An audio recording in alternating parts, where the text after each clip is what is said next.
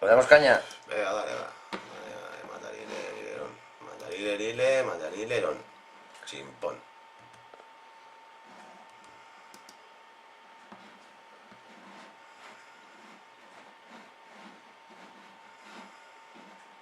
¿Cómo resumirías Sí.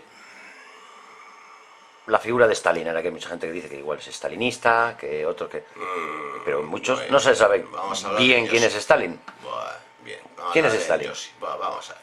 Pues todavía hay que empezar de dónde salió el georgiano este. Buah, este era georgiano, era de Georgia. ¿No?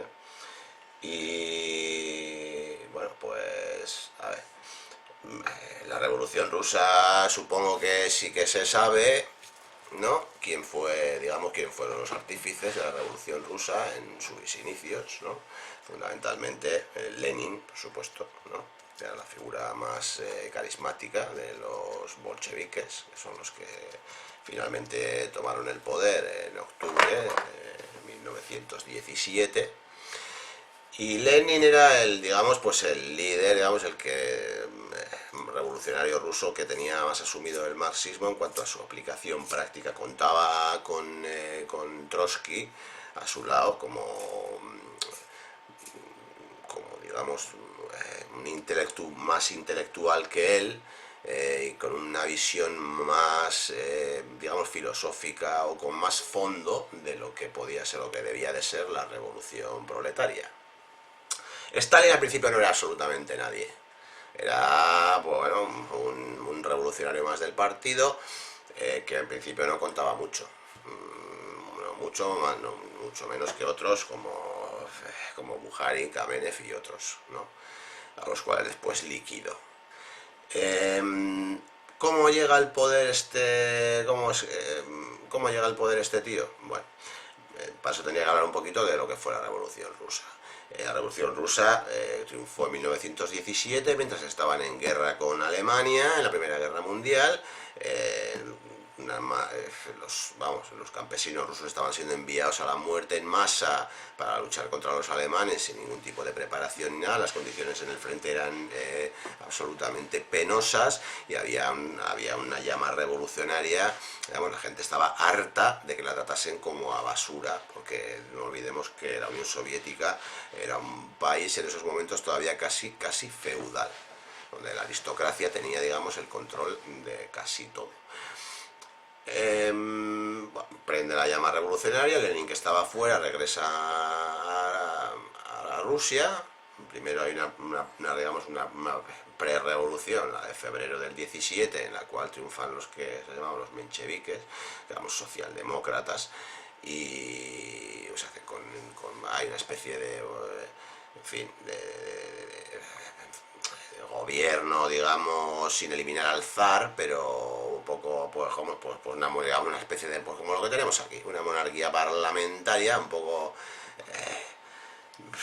pastelosa, pero que no satisfacía ni a unos ni a otros, y al finalmente, unos cuantos meses después, en octubre, toma el poder, como es de sobra sabido, en el octubre rojo famoso, ¿no?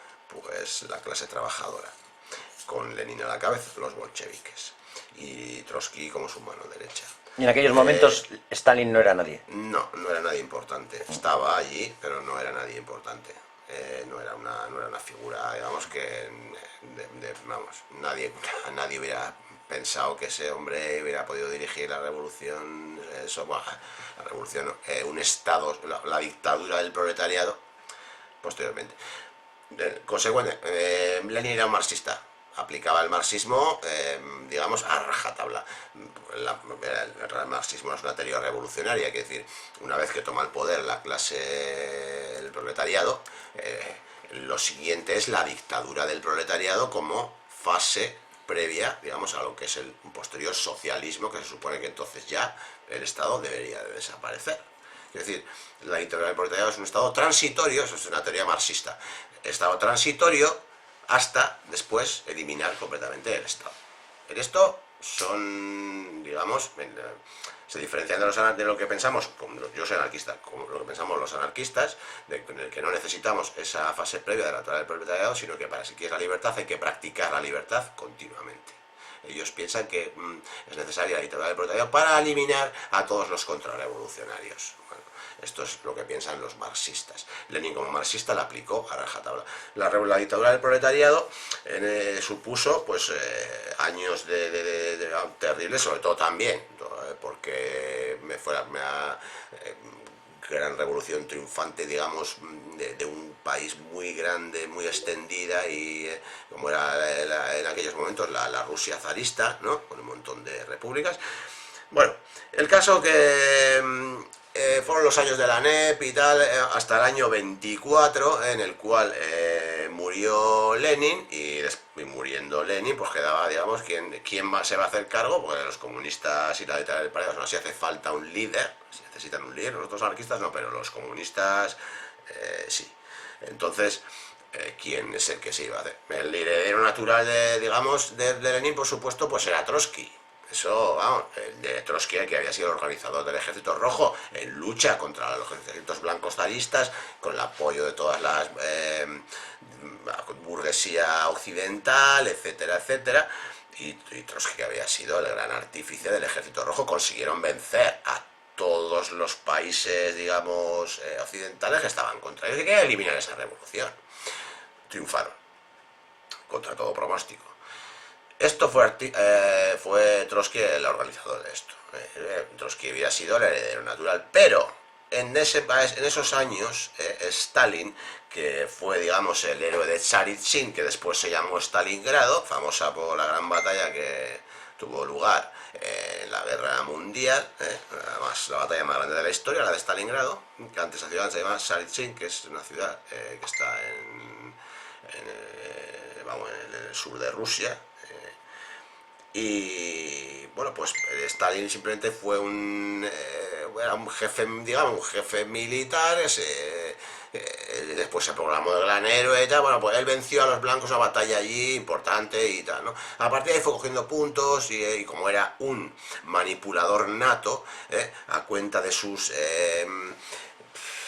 no sé cómo llamar, conspiraciones, porque era un conspirador absoluto, fue tramando conspiraciones para quedarse con el poder.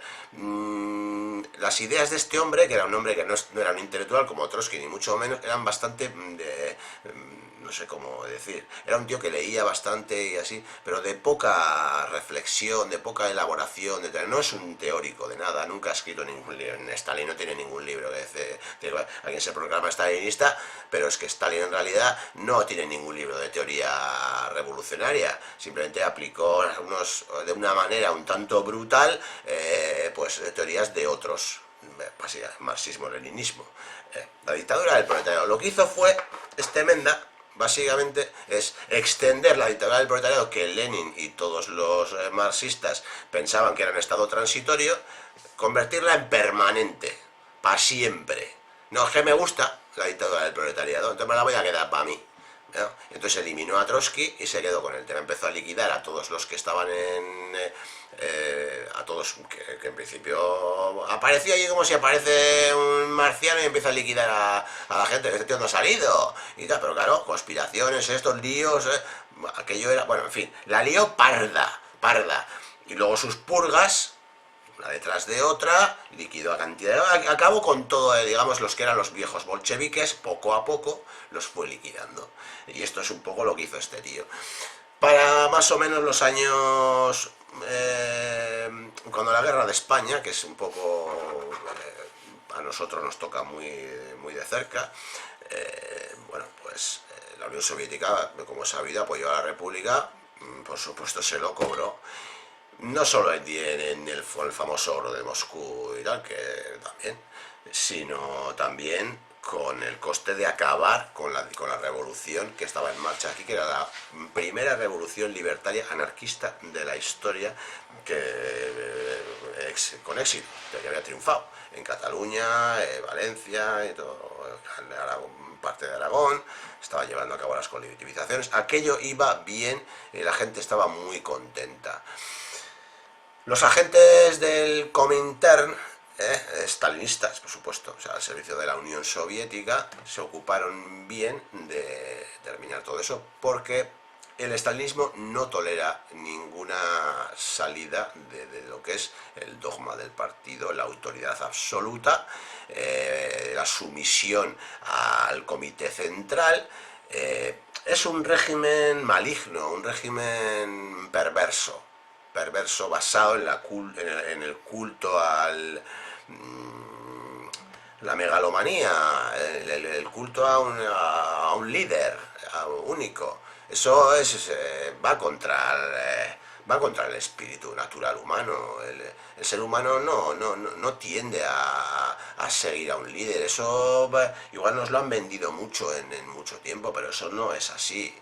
El ser humano tiende a tomar las decisiones correctas y a aceptar que alguien en un momento dado pues se ocupe de algo porque parece el más adecuado para eso, pero no para todo, porque todo el mundo no vale para todo. Uno es bueno para una cosa y otro es bueno para otra. Y si hay que hacer esto, pues que se encargue este. Y si hay que hacer esto otro, que se encargue el otro.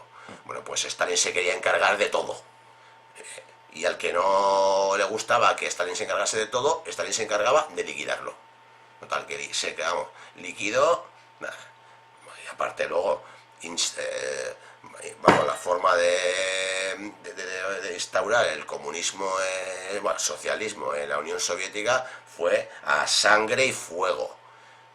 Para empezar, los kulaks, que se llaman se llamaban entonces, eran, digamos, los propietarios agrícolas, muchos eran gente, no eran terratenientes, algunos sí, otros no tanto. Bueno, todos estos y sus hijos eran considerados contrarrevolucionarios, enemigos del pueblo, ¿no?